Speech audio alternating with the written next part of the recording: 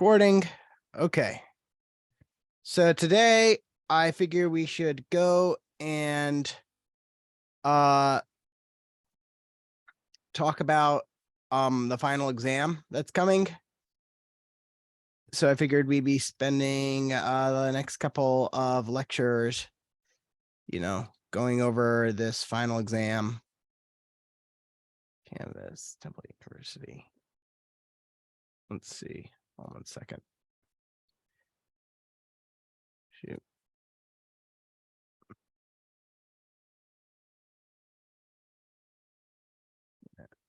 Don't need any of that stuff.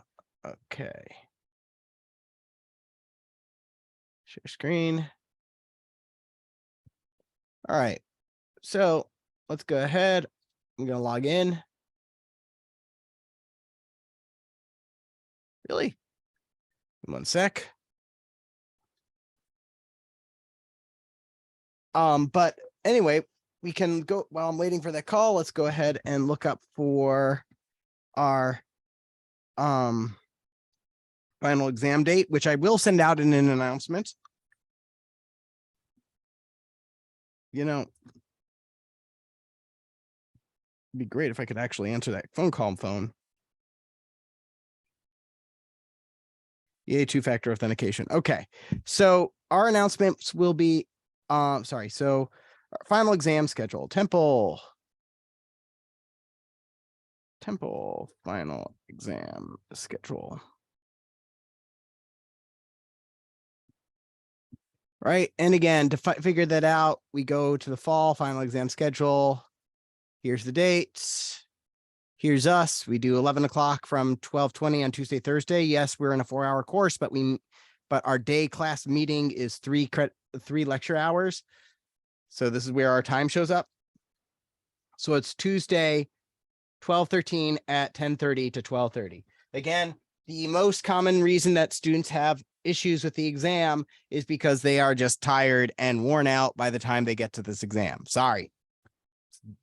Not particularly fair to have that, but it's not much I can do about it. I'm not the one who sets the schedule. Okay. Okay. So what we can do now is that I'm going to go ahead and go over some practice final exams to go over those topics. The easiest way, rather than making my own final exam, I generally go along the way of like data structures, final exam practice, and go from there. Yeah, the exam 10:30 on the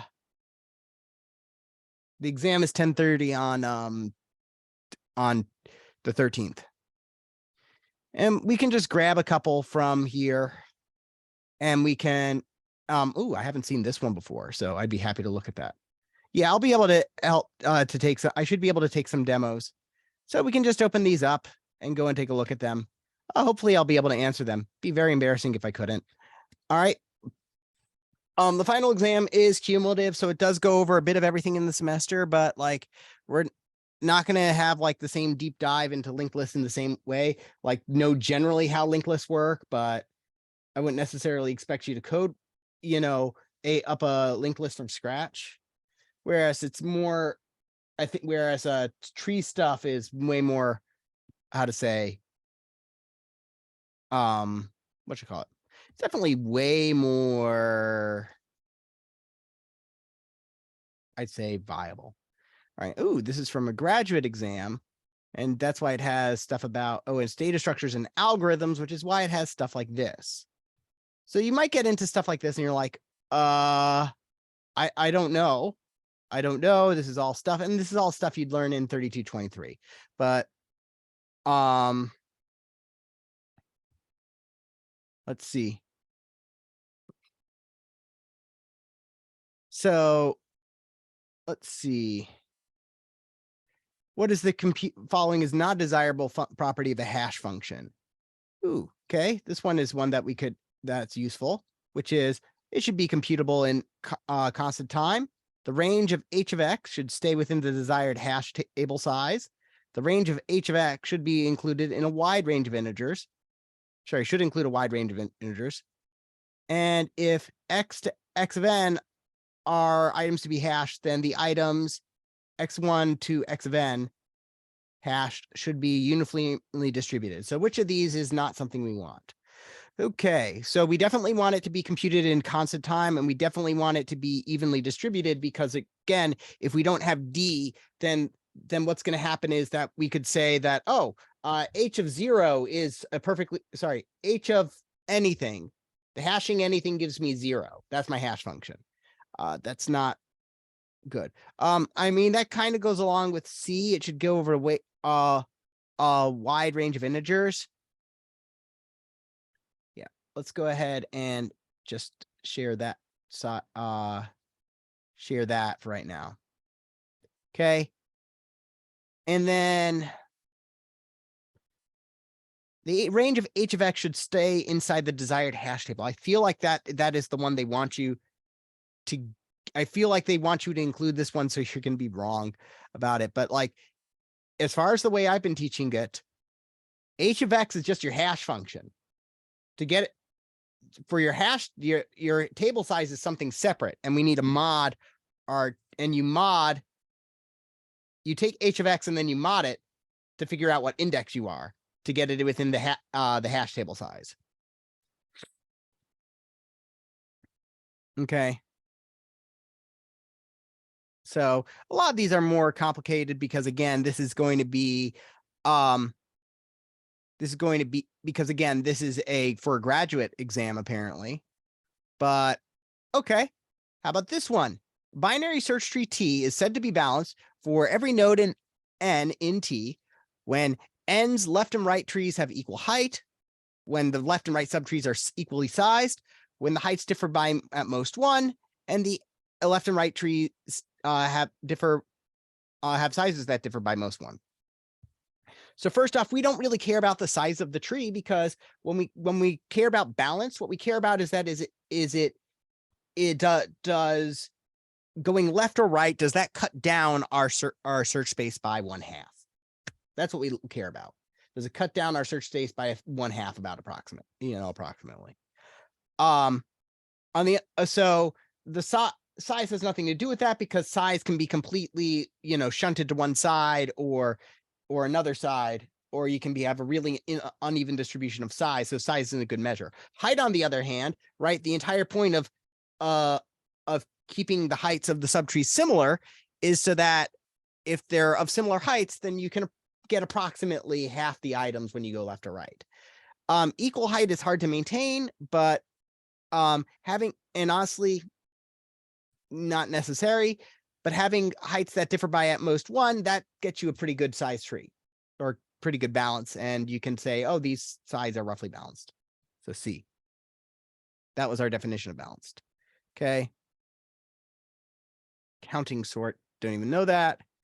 The worst case runtime for insertion sort when, okay, so here so whoever wrote this is definitely a mathematician or mathematically trained, because they're using big theta here as opposed to big O. Big O means worst case runtime, okay? Meaning that your runtime is never, this means that whatever they're describing here, the runtime is never going to be worse than n log n. Sorry, it's never going to be, never going to be worse. On the other hand, we have another symbol over here that was earlier in the document, I believe. This guy, big omega, meaning it's never going to be better than this. We don't really use that too much in this class. And then, so in other words, you can't really get faster than big omega is what it's saying. Okay. So here, what it's talking about is with big theta is a lot of times when computer scientists are using big O, they sometimes mean big theta, which means it's never going to be worse than, it's never going to be better than. And which of the following describes the worst case runtime of insertion sort when sorting 32 bit unsigned integers. Doesn't really matter, just n items, right? That doesn't really matter. Your worst case scenario is going to be if they're saying the worst case running time. So I'm going to assume that they are implying here that they want to know about the worst case scenario for insertion sort. The worst case scenario of insertion sort, okay, is that we are able to, is that we give it an array of items that is completely reversed. So if I give it 5, if my input array is 5, 4, 3, 2, 1, and I'm sorry if I'm a bit slow today. Again, I'm recovering from a cold. I'm sorry about that. So if my worst case scenario is 5, 4, 3, 2, 1, that is the what has to happen is that 5 gets set. Okay, then 4 has to swap with 5 to become 4, 5, 3, 2, 1. Then 3 has to swap with these guys, has to swap with 5, then has to swap with 4. So it becomes 3, 4, 5. So basically every item, if you have it reverse sorted, every item has to sort the maximum amount of times, which is n plus 1 plus n plus 2. So it's 1 plus n plus, sorry, it's 1 plus 2 plus 3 plus 4 all the way to n plus 1, which is this guy over here. That's your worst case scenario. And I mean, you're never going to get better than O of n. Your best case scenario is O of n, but you're only going to get that if you get the best case input. Now, quicksort is guaranteed to be never worse than n log n. Big O runtime, n log n, so long as the pivot is randomly selected, set to the median, set to the median of the first, middle, and last element, set to the median of the right, or none of the above. I see the right answer, so it ain't none of the above. Randomly selected is how we implement quicksort, which is, is how we see quicksort implemented in our textbooks, which is why we get the worst case runtime of quicksort in the textbooks in a lot of places to be O of n squared. But we often say it is not. Now, in theory, if you could choose just pick out the median all the time, anytime, just magically pick out the median anytime, then what you're doing with quicksort is you're guaranteeing that half the things are going to be less than the pivot, half the things are going to be greater than the pivot. So it's going to run in n log n time because you're going to have log n layers and each layer takes O of n time to sort. However, we can't often do that. So this is our correct answer. That's why it's saying it's guaranteed so long as it's giving us a lot of conditions there.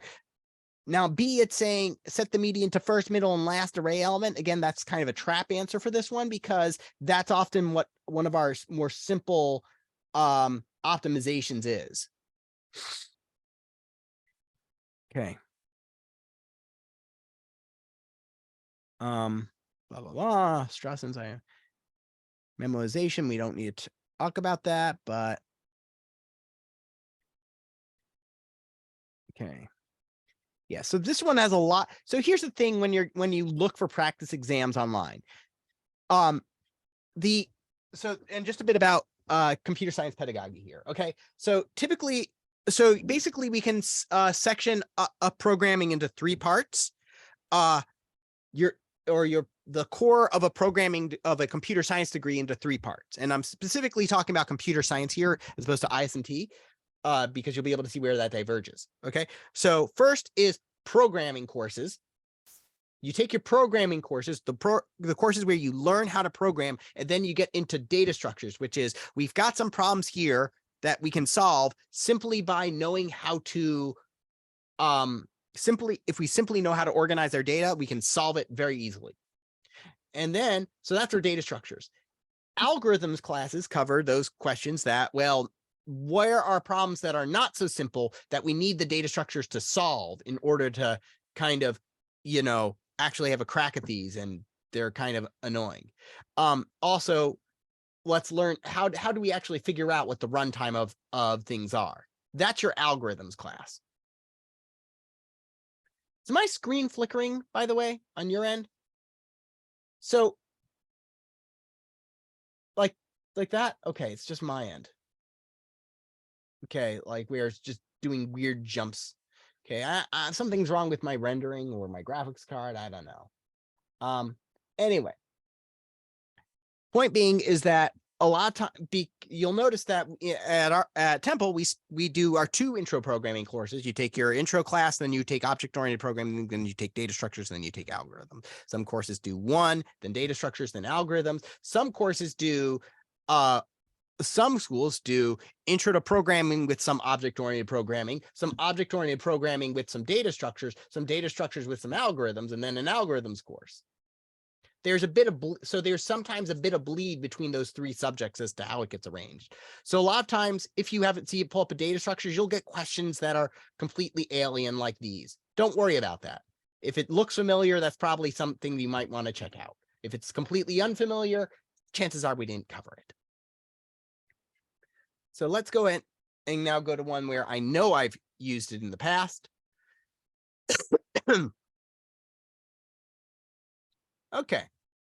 So this one is much more a data structures question. All right. A priority queue is a data structure that supports storing a set of values, each of which has an associated key. Each value pair, and then we do a priority queue, blah, blah, blah. Okay. We've already, we don't need to do that one. This one is the one I want. In this course, we've seen many different data structures, including the following: list, linked list array, 2-dimensional or higher array, stack queue, hash table, tree, binary search tree, undirected graph, directed graph, and a directed acyclic graph. A DAG, a directed graph with no cycles, right? Directed acyclic graph sounds very complicated, but it's really not. It's just simply a graph with edges that go one way, and there's no cycles. That's the whole acyclic. Okay, cyclic meaning having cycles, acyclic, a being a way to basically invert a word in English. Okay. Just for your information, why is that important? Your last assignment uses a directed acyclic graph. So for each of the following applications, indicate which of the data structures would be most suitable and briefly explain why. For data structures like trees and graphs, describe what information is stored in the vertices and edges. I used to have some questions like this on the final. I don't have these questions like this on the final this year. I've made room for some other questions, but let's take a look. All right. A map of the Puget Sound highway system used to display traffic travel times on web page. The map displays principal cities, intersections, and major landmarks, the roads that connect them, and the travel times between them along these roads. Travel time along the same road may be different in different directions. So what kind of data structure would we use? What kind of data structure do we use to model this? Unmute or drop in the chat.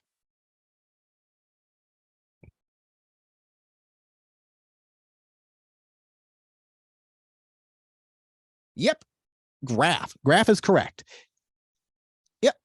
Actually, in this case, I would want to use a directed graph, but yes, we'll want to use a graph. So what are the nodes or vertices in this graph? Right.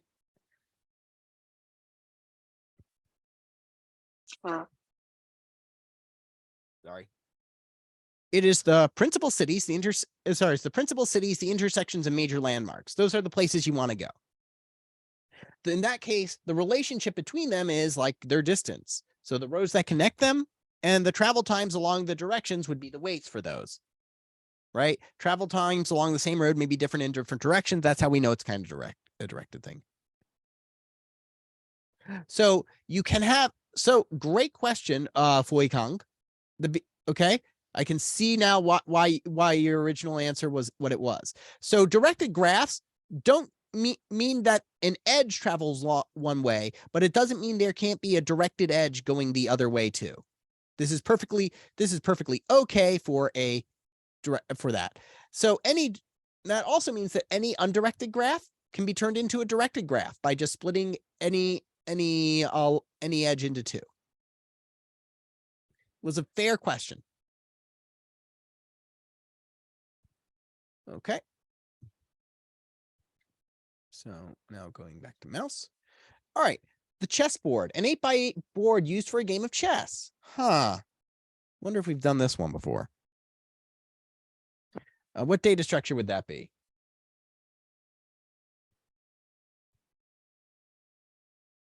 Yep, 2D array. which actually, interestingly enough, we would store that in computer as a 1D array with some extra fun math to help convert it into 2D for us, right? We can consider 2D arrays as data structures. Arrays can be considered data structures. A computer model showing the dependencies between the steps needed to assemble a B-787 airplane at the Everett plant. Now, this one's a bit tricky. Not necessarily a tree, but a tree is actually, technically, you could make an argument for a tree. If you made a good argument, I would accept tree as an answer. But what the answer we are truly looking for is a directed acyclic graph. Basically, now here's the reason why. With a tree, you typically have one root node. With a directed acyclic graph, you might look like this. It might look something like this, right? Right now, we're still in tree territory, okay? Where basically we have to do this step before we do this step and this step. We have to do step 1 in order to do step 2 and step 3. Step 2 has to be completed before steps 4 and 5. Step 3 has to be completed before step 6. But also you have to do step 7, and this is where we leave tree territory, before you have to do step 4. The key word is dependencies. Directed acyclic graphs, I don't really cover that on the final exam, but it's worthwhile to know because directed acyclic graphs are used for dependency models. This is how if you're running Linux and you use an update command or a install command, this is how it figures out what it needs to install before it installs other things. This is also how basically anything in software figures out its dependencies. I believe GitHub uses directed acyclic graphs and some funky math to figure out what needs to be changed rather than downloading the entire package or uploading the entire package. Right. So but it's dependencies. Dependency graphs are directed acyclic graphs. If you come to me and ask, okay, what course do I need to take next? And I go through advising, you need, maybe I'd have to double check. I'm saying Git is a big DAG with an annotation citation needed. Okay, because I am sick and maybe misremembering, and I don't want to bother, and I don't want to derail the class to check. So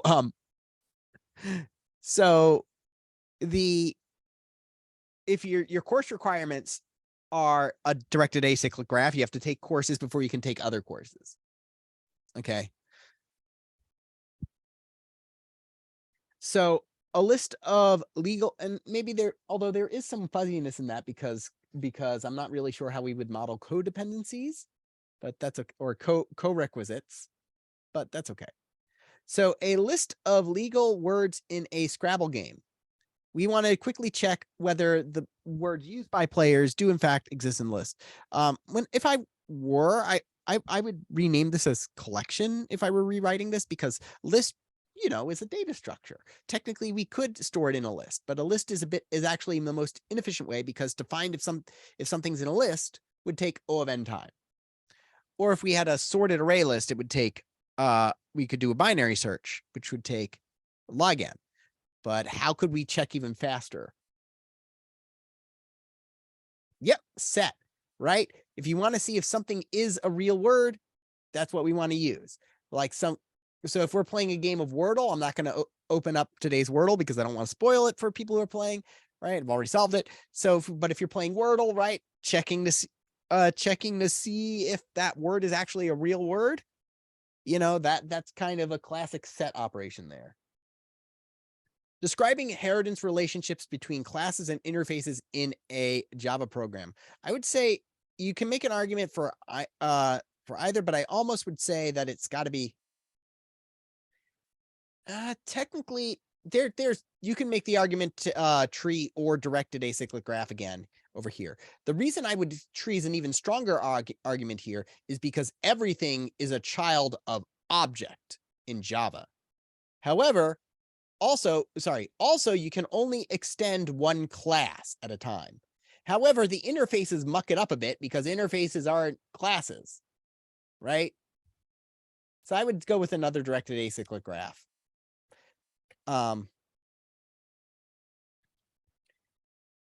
But in Java, one of the key features here is that you can only extend one class, but you can implement multiple interfaces. All right. History list over here. Recording sites visited by the user's web browser. New site. Okay. So history list recording sites. The list also supports the user going back in a web page that was previously visited before the current page, as well as going forward. If we're just simply talking about like the back button and the forward button, I would implement each of those individually as a stack, especially the back button. However, if we just have a list, we could just do that with a list, you know.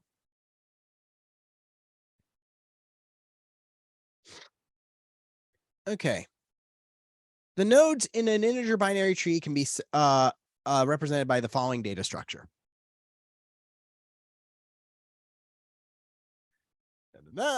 You've got an item, left, right. It doesn't really matter how they decide to do that. Complete the definition of the breadth first search below to perform a breadth first traversal of a binary tree. This is also known as level order traversal. You can write trees are just a more simplified form of graphs, or more, how to say, not simplified, but more specified. They have more restrictions on them. Therefore, they have different algorithms and a different vocabulary we can use on them. Exam review. Don't worry, I will load it up. Oh, it says it's not empty. So open final exam review, this window.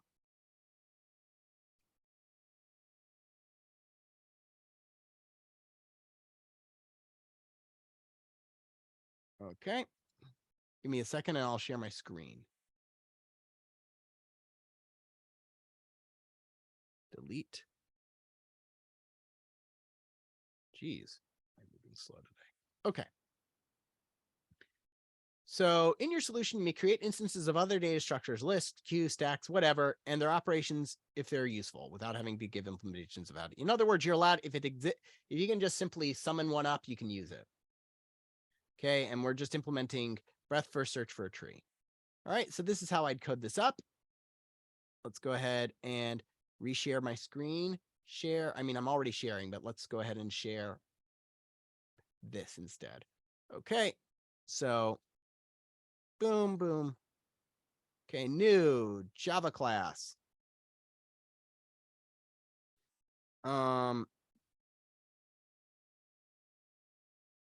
Let's go and call it tree exam question. Okay, I know it's a bad name for a class, but whatever. Okay, so first off, I'm just going to create I'm going to just ignore the BT node. I'm just going to go ahead and do our, for purposes of doing this, I'm just going to do private class node, and all we have to private class node, and what all we need to do is write a constructor for it. Oh, sorry, we have to do node and node E.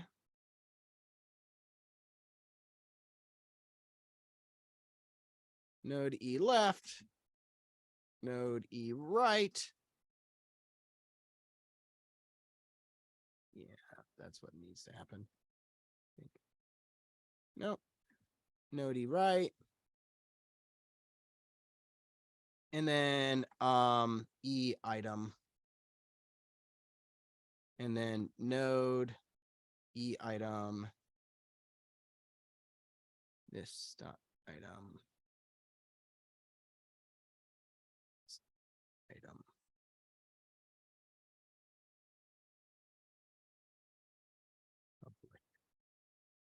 Okay, there we go. That's what I'll use to just simply test it and keep it happy. I don't actually need to use that for my answer though. Public static. Not public static, but public. Actually, we could totally do static here. Public static void BFS on a given node, and we just simply would have to put E here, whatever. E root. So given the root of a tree or subtree, right?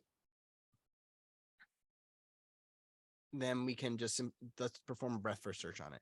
So breadth first search on a binary search tree means that we are going to start here. So suppose we have our tree. Yeah, I'm doing great at drawing today.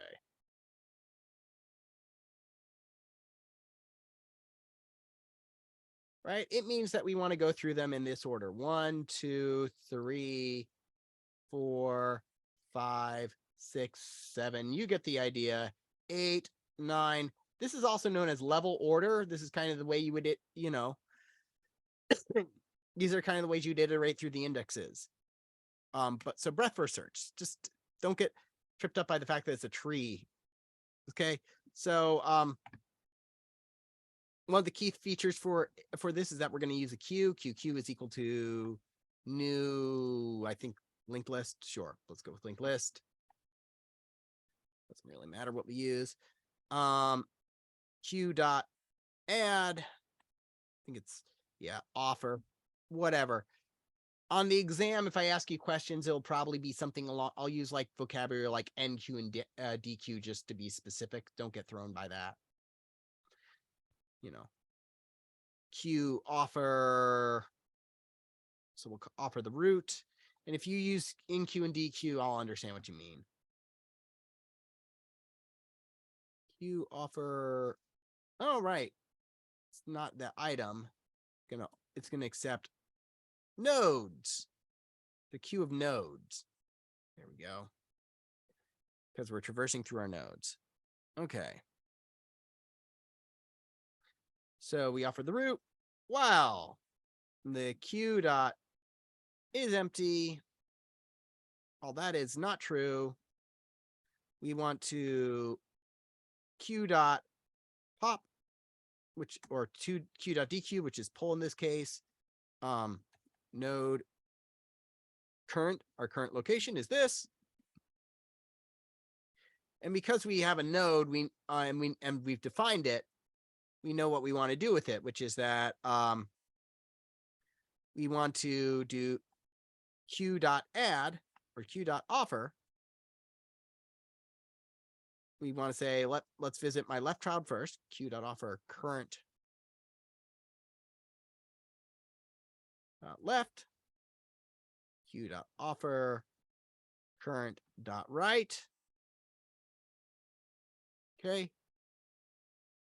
And all right, I gotta make progress somehow or show that I'm iterating through somehow. So I guess I can print out current or current dot item, whatever you prefer. Probably current dot item, or you can store those in a list. It doesn't really matter. Now with a graph though, we would need something else. If it was a graph, we'd need to be keeping track of, had we seen these nodes before, but since it's a tree, we always know there's 2 children and those children will never loop back onto its parents. So we don't ever have to worry about like asking if we've seen the node before.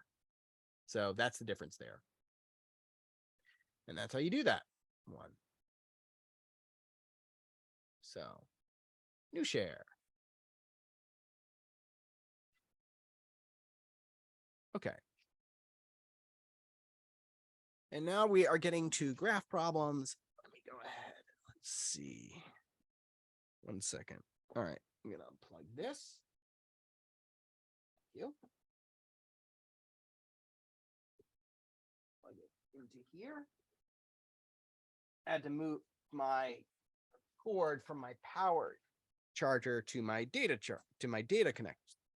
I have a USB hub here that has specifically a power connection and data connections. The datas can provide power, but they don't do fast charging. So let me get this up. Okay. So these kind of questions, totally fair game on the final, where I give you a representation of a graph and ask you to draw it. Okay. So here's an adjacency list representation of a directed graph. No weights assigned to the edges. So remember, there are 2 different types of representations we've learned for graphs. One is what? The adjacency list. The other is adjacency matrix. Okay. So here it's saying, hey, here's an adjacency list. Let's go ahead and I want you to draw this picture of this graph. So we've got 4 nodes. We have 4 nodes here. Okay. And the nodes are, so we'll put them down here, A, B, C, D. And I'm not worrying about trying to, any nonsense like trying to make it planar or anything like that. Planar, by the way, planar graphs means that if something is planar, there's a mathematical definition, but the non-mathy definition means that you can draw the graph without any of the edges crisscrossing each other on a 2D plane. So A goes to B, and it goes to C, and it goes to D. Because what this is that this is a linked list. And it also says B goes to A, C goes to B and D, and D doesn't go anywhere. So by happy coincidence, this is a planar graph.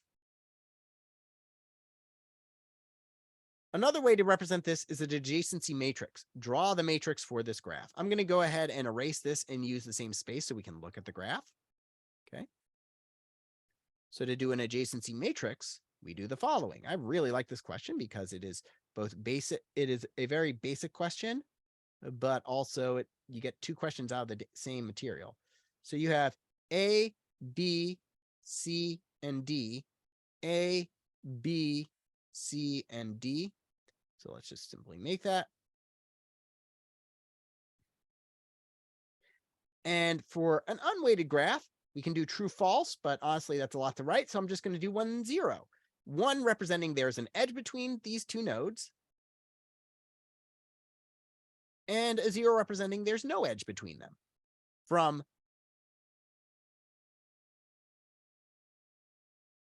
A to B. There's no edge from A to itself.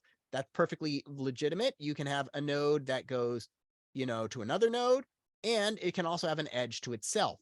That's actually very common in certain types of graphs you have to deal with, especially if you're dealing with discrete finite automata. So B has an edge to A, but nothing to anything else. C has an edge to B and D.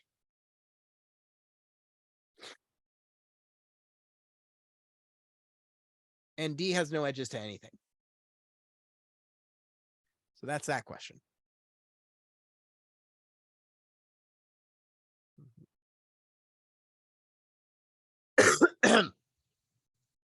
All right. Next is what I call the mandatory Dijkstra's question. I am sorry. Like, my kid got sick Thursday evening, and then he got sick again on Saturday, and also my wife got sick, and they've been sick basically until about last Thursday or Friday. No, last Saturday, which is when I got sick. So, yay. Or Saturday night is when I got sick. So I'm actually feeling quite much better today, but not well enough to come to class, especially if there's the possibility that I'm still contagious. So I don't want to infect anybody. That seems like right before finals, that seems like a really uncool move. So there's a good chance that I do this virtually on Thursday as well. I hope you don't mind. I'm sure you don't. But anyway. So anyway, as I was saying, there's kind of an unwritten law of computer science pedagogy, or teaching, which is basically says that if Dexter's algorithm is mentioned in a course, then it will be taught in a course as though you've never seen it before, because for some reason it will be the first time some students have seen it. And there'll be a question about Dijkstra's algorithm on the exam. Like, this happened to me so many times. I've had so many questions about it. So once you learn it, it's like 3 points, like in a bunch of classes, as I would assume. Like I had this in a graduate, I had to do it in a graduate networking class. It's a fairly straightforward algorithm. but what you're trying to do is find the shortest path from one node to all other nodes. Here, we're going to do from node 1 to 2 to all the other nodes. Now, first off, I'm going to do something that you're more than welcome to do on your exams, which is I'm going to not use nodes 1, 2, 3, 4. I find that to be terrible. I find that to be terrible to name those because guess what? That's easy to confuse with the there's a path from 1 to 2 of weight 2. That's no good, right? That doesn't make any sense. C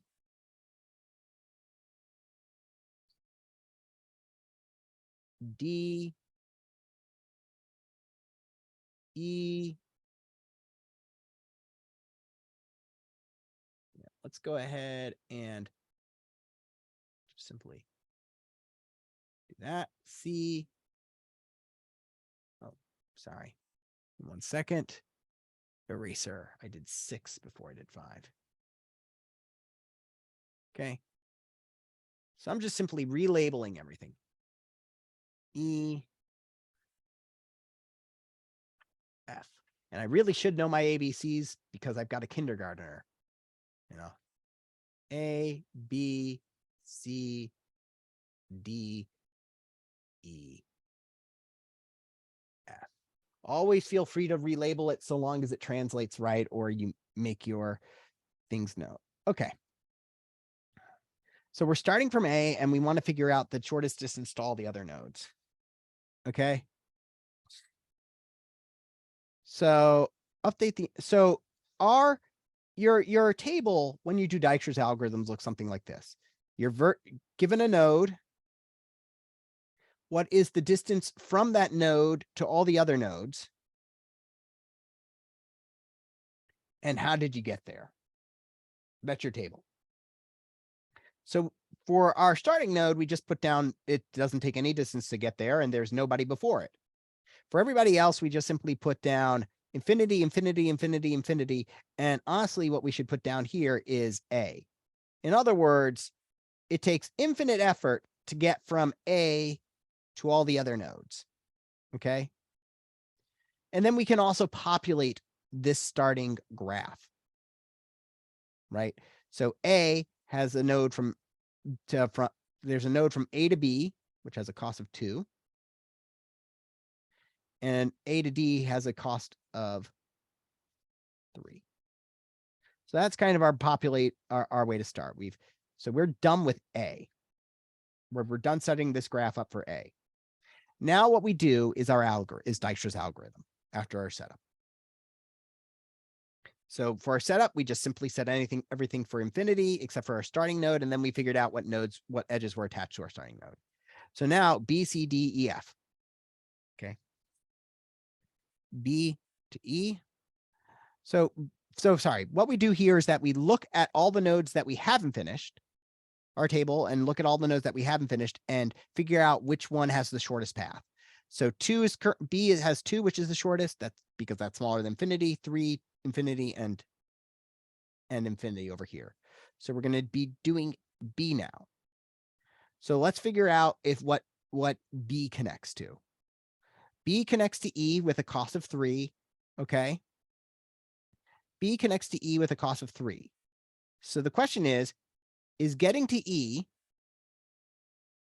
through B, which has a total cost of 5, right? Because it costs 2 over here plus 3 over here. Is 5 cheaper than what we know currently costs to get to E? Well, 5 is cheaper than infinity. So yes. So what we do is that we cross out this infinity and we put down 5. And so we're saying that it costs 5 to get to E via B. Similarly, to get to C, it costs 2 plus 5, 2 being the cost to get to B, 5 being the new cost, to get to C. So 7 get to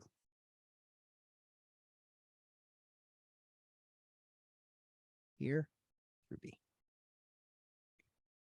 You can ask after class, just reviewing the final exam. So next, let's look at this. 7, 3, 5, infinity. 3 is the smallest, so we're going to go with D now. D has only one edge to check out, which is 1 from D to C. So the question is 1 plus the cost it takes to get to D, which is, according to this chart, 3, is 1 plus 3 cheaper than what we know to get to C? So that's 4. Is that cheaper than 7?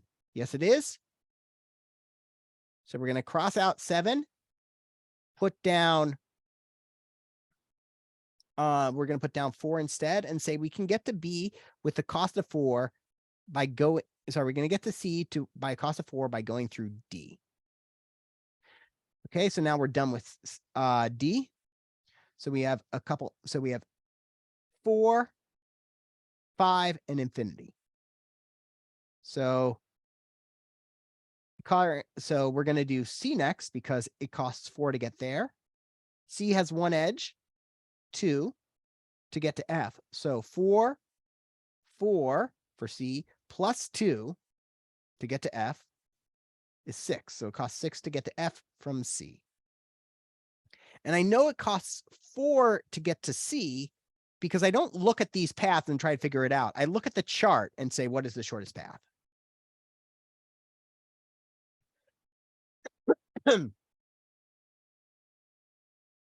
Okay, now finally we are at E. E is our last. We have 2 nodes left, 5 and 6. E has a cost of 5, so we'll do that. E goes to 4. E has a cost of 4 going out of it. So 5 to get to E plus 4 to get to F. Is 9 smaller than 6? No, it is not. So we don't update the chart any further. Next, we check out F. Do we have anything? F has nothing to go out. So this is our final chart. Dexters algorithm is, if you're having trouble with Dexters algorithm, it is one of the most known computer science problems. It is one of the most reviewed computer science problems. There are so many good resources about it available on YouTube. There's probably even some really fancy animations that I could probably do if I, devoted hundreds of hours of my life to it.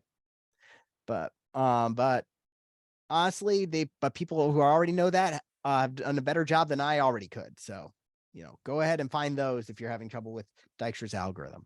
I can almost, every class that Dexters algorithm is introduced, there's going to be a question on it during an exam. So, all right. Question 8, sorting. 2 of the most common divide and conquer sorting algorithms are quicksort and merge sort, meaning it divides the problem in half and attempts to solve each of those halves recursively. In practice, quicksort is often used for sorting data in main storage rather than merge sort. Give a reason why quicksort is likely the preferred sorting algorithm for this application.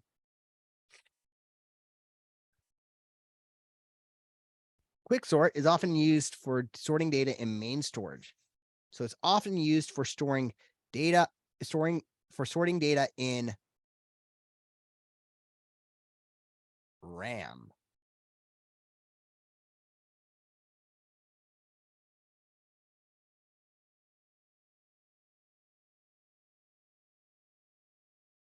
So why is quicksort the preferred algorithm for this application?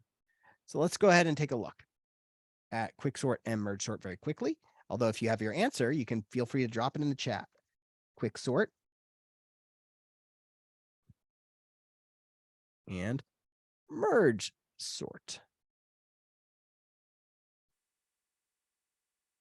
Quicksort, worst case performance, O(n) squared, average performance, worst case space complexity on average. So this is how many.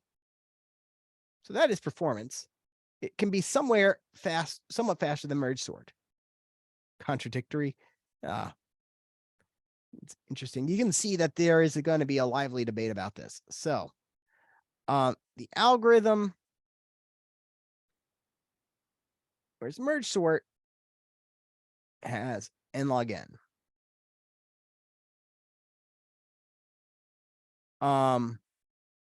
Let's see. I was hoping it would have the number of exchanges. So those of you who did the sorting homework, how did merge sort and quick sort compare with the number of exchanges they had to do?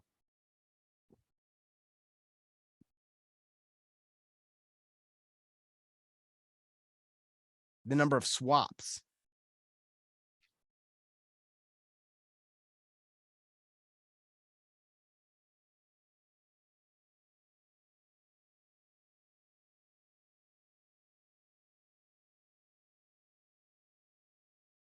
Anyone?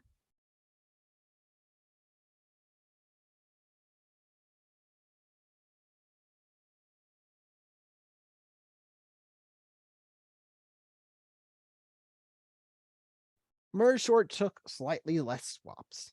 Okay. Compared to quick. I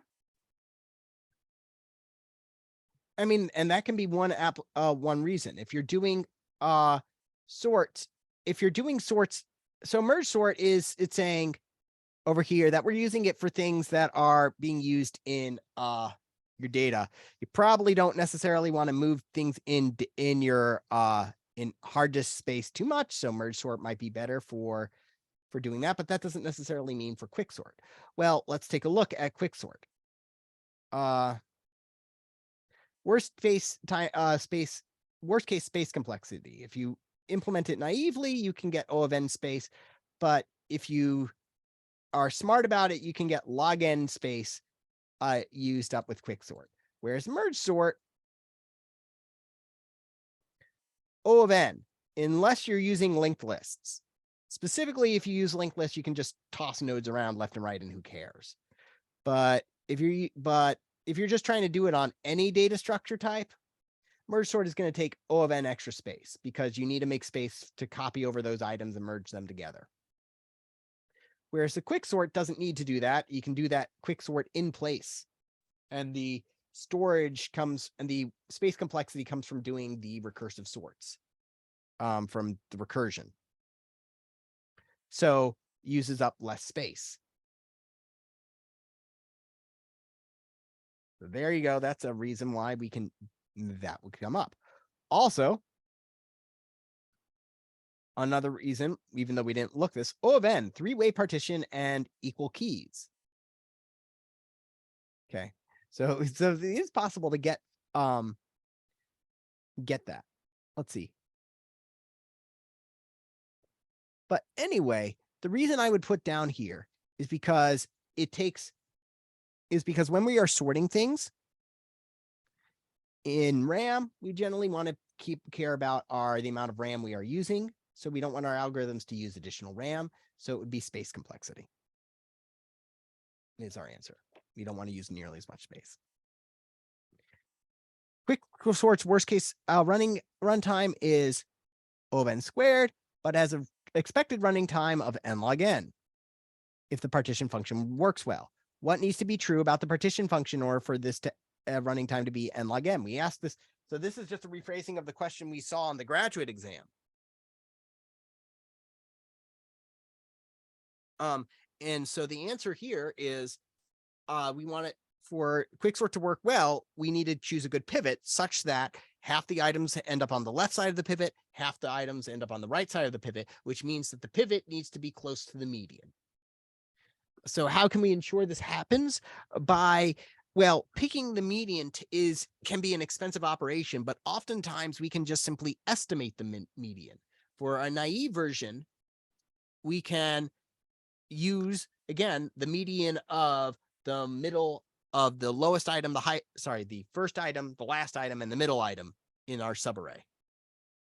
That's one way we can get closer to the median. So let's go over here. Oh, I'm going to skip those items because I know they're not relevant for our exam over here. Okay.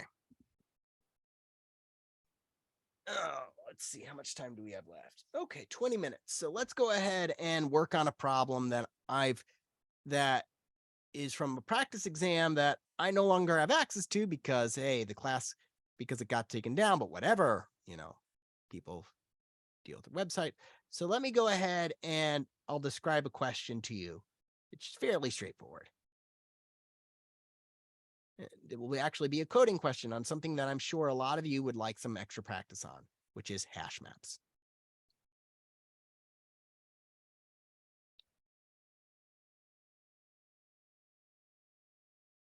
Okay, right.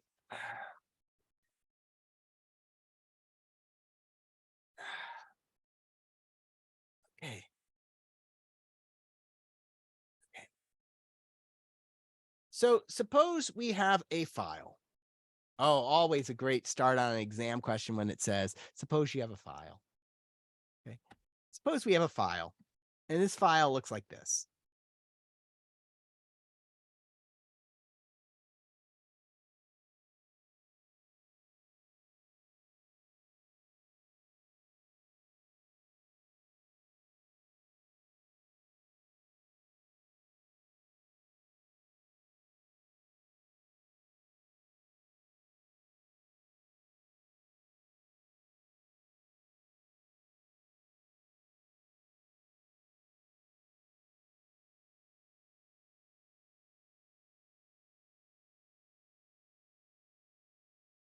Okay. Which is as follows. The file looks like this, where we have a username followed by a space, followed by some number. The file is just a list of these. The order does not matter. Notice that and names appear multiple times. What is this file? It is a file of a user's name and how long their session lasted in our system. So in other words, A. Rosen was logged in for 473 whatever time unit we're using here. We can do seconds or minutes, doesn't matter. Bob then logged in for 324 seconds.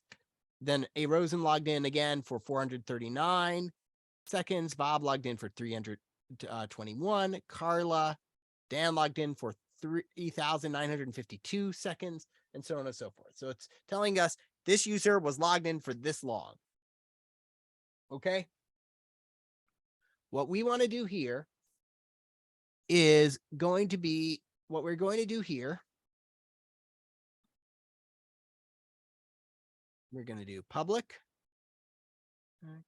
All right. So what we want to do here is figure out for each user, what is the average amount of time they were logged in for? So not the average amount of time for all users, but for each individual user, what is the average amount of time they were logged in for? Make sense to everybody?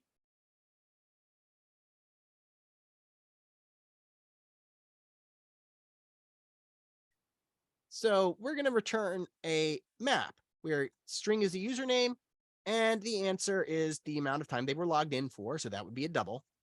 The average amount of time that user was logged in for. So double. Okay.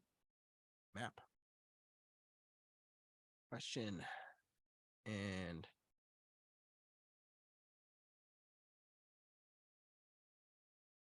we're going to be given a string file name.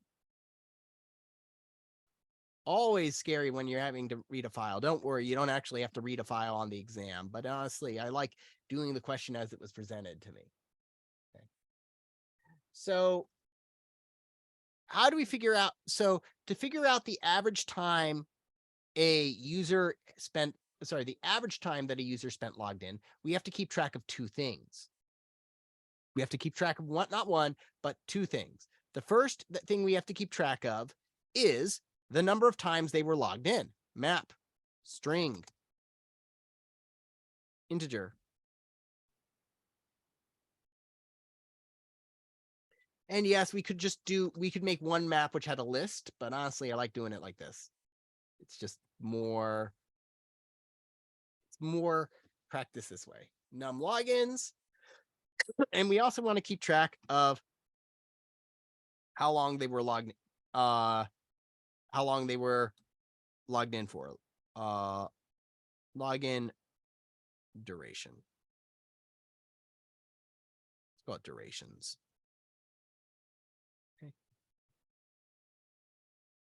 Okay, first thing we need to do is read the file. Okay, scanner,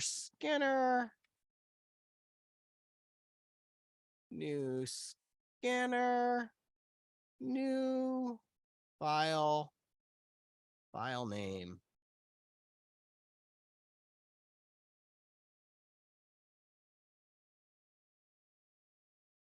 Add exception to method signature. Sure, we'll throw it. We'll not worry about it. Okay. So there's our scanner. Wow. Scanner dot has next, and I always like to do has next line, so we read one line at a time. While we can read another line, we are going to read another line.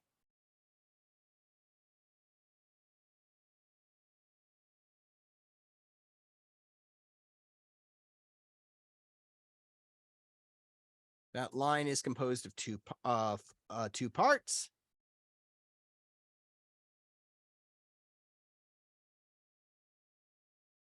Which is as follows, which we get by doing line.split. And we're just going to split along the space. Don't need a fancy regular expression. We can just use space. Okay.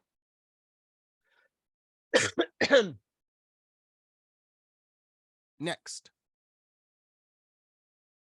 what we're going to do is, okay, so anyway, the parts are now string username is equal to parts 0 and int time is equal to integer dot parse int parts 1, like that. Ta-da. Okay, now that we're reading that stuff, we can put it into our maps. Okay, if username dot, I can't use in like I can in Python. So if num logins dot contains key, so if we've not seen this user before, right, then what we are going to do is that we're going to say, well, if we haven't seen him before, num logins dot put, we've seen him once now.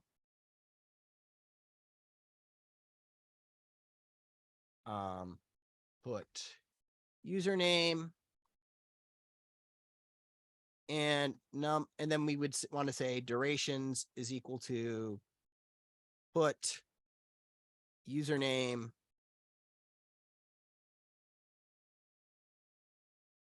and then the amount of time he was in there for. The user was there for. Else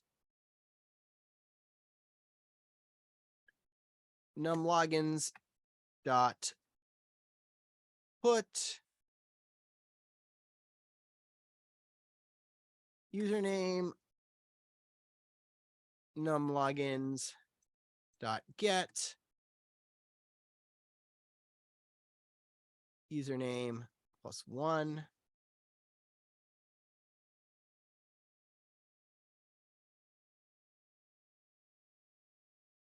durations dot get duration. Now for durations, we get the amount that the user has and replace it with the amount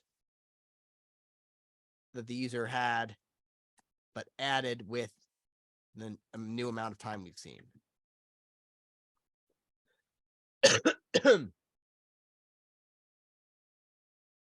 Okay. And there we go. We've stored everything. We can shorten that up and I'll show you how to do that before class ends. But now we've got our final array, our final thing that we have to do, which is figure out how long everybody was in there for. Okay.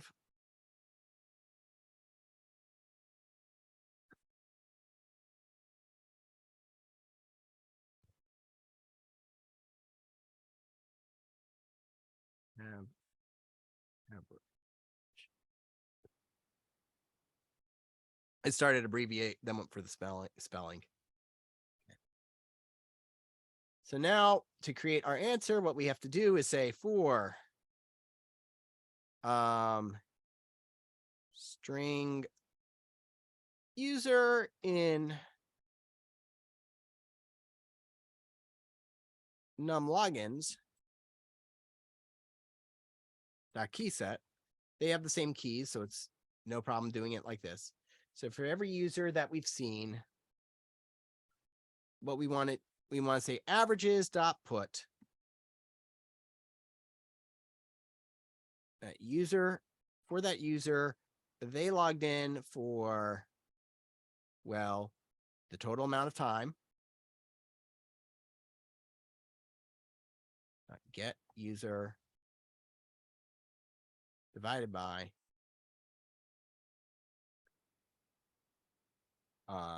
num logins dot get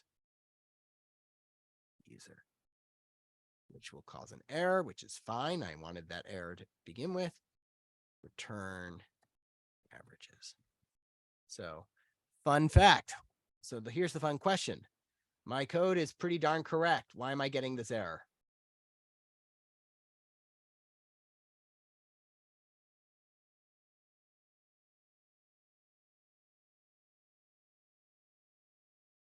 Exactly, it's typing.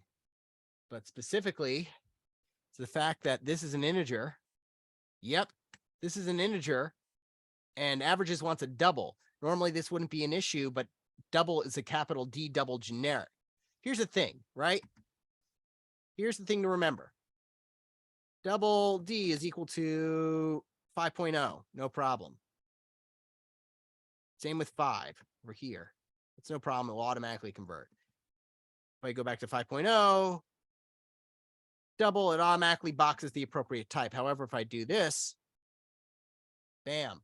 Once I'm working with class types only auto box the same type as them. So you can't convert from the primitive integer to a capital D double. So easy way to change this is that I'm just going to change this into double with the stupidest way I know possible. Quickest way, I mean.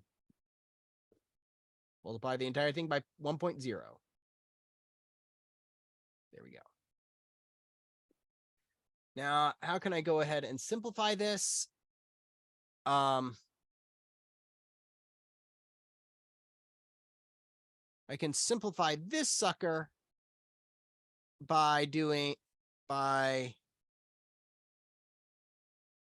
with a cool keyword or cool function called numlogins dot get or default, which is one way to do that. Let's see, what does merge do anyway? It doesn't tell me. Whatever, it doesn't matter. Dot. And what we can do is that I can just simply take this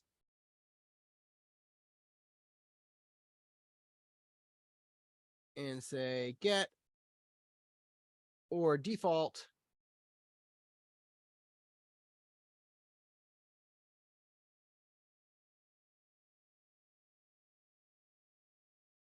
Now, what does the or default do?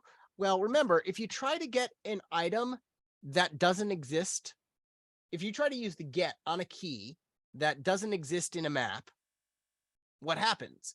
You get a key error. This is saying if we would get a key error because that key doesn't exist, therefore a value doesn't exist, instead give me a default value. So if I haven't seen this user before, give me 0. Also, if I haven't seen him before, give me a 0 here for the time. And then we'll create that user by updating it. So basically, it just kind of merges these two together. So get or default can be a very useful type.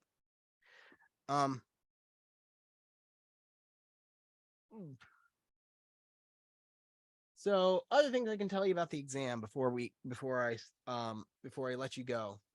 I can handle some demos very quickly.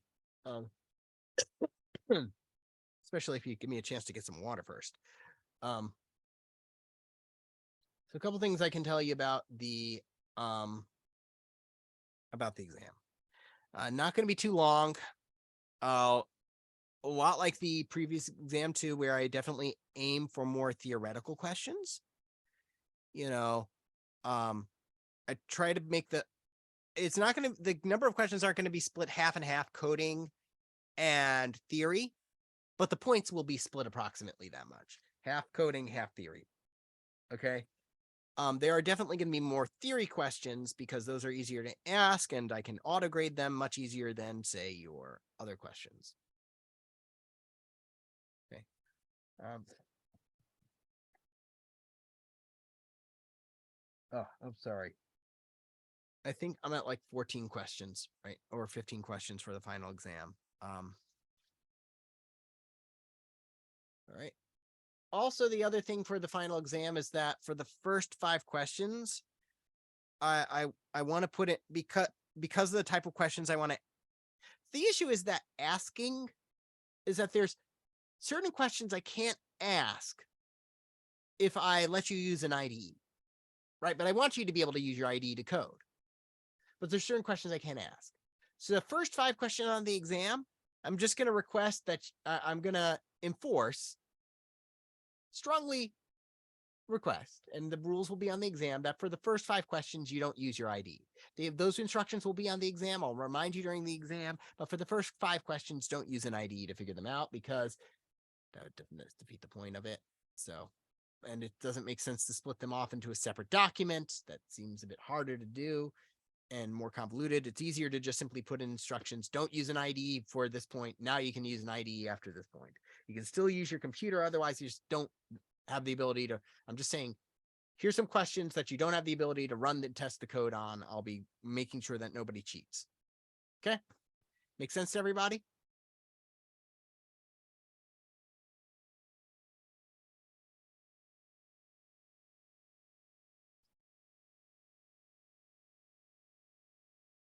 Okay.